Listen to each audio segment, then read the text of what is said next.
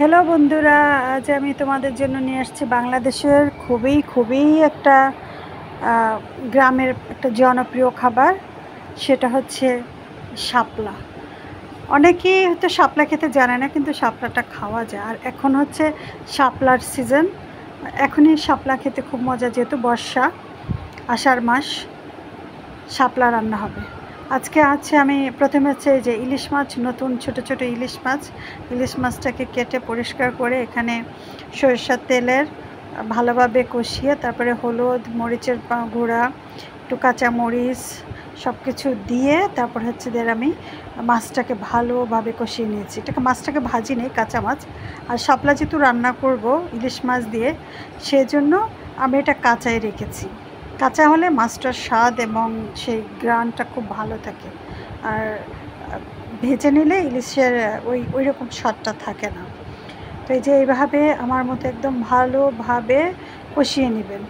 কষানোর পরে হচ্ছে আমি মাছটাকে তুলে নিয়েছি, সেটা আপনাদের দেখাতে পারিনি। এরপরে ওই মাছের ঝোলের মধ্যেই আমি শাপলাটা দিয়ে দিয়েছি, কেটে নেওয়া শাপলা পরিষ্কার করে রেখেছিলাম। শাপলাটাকে ভালোভাবে কষানোর পরে আমাকে কোনো ঝোল দিতে হবে না, কারণ শাপলাতে প্রচুর পরিমাণ পানি থাকে। মাছের যে সামান্য ঝোল ছিল ওটার সাথে শাপলাটা একদম সুন্দরভাবে কষে যাবে। এবং শাপলাটা দেখেন কত সুন্দর একটা রং আসছে। কেউ যদি আরেকটু হলুদ কম খেতে চান, তাহলে শাপলার যে একটা রং সেটা একটু সবুজ থাকবে।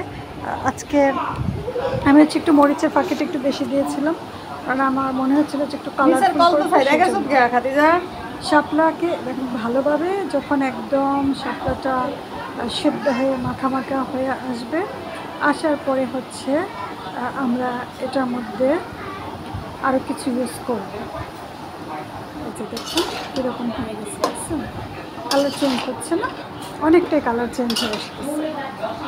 এই যে সামান্য পানি বের হয়ে আসছে, আমি বলেছিলাম যে পানি বের হয়ে আসছে, পানি বের হয়ে আসছে। তারপরে হচ্ছে শাপলাটা একদম ভালোভাবে সিদ্ধ হয়ে যাওয়ার পরে আমি ইলিশ মাছটা দিয়ে দিয়েছি। ইলিশ মাছটা দিয়ে যখন একদম মাখা হয়ে যাবে, শাপলাতে কিন্তু বেশি ঝোল রাখা যাবে না, বেশি ঝোল শাপলাতে মজা লাগে না। শাপলার ঝোলটা একদম মাখা হবে।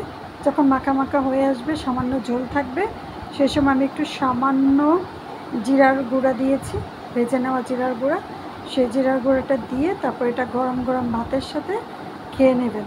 দেখবেন খুবই মজা, খুবই স্বাদের একটা রেসিপি শাপলার। ওই যে ছোটো এবং শাপলাটা এই সিজনে খুব নরম থাকে, বিশেষ করে আষাঢ় শ্রাবণ মাস, ভাদ্র মাসে পরে হয়ে যায়।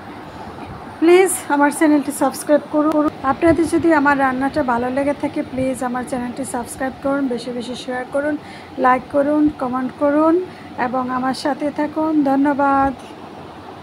আবার দেখা।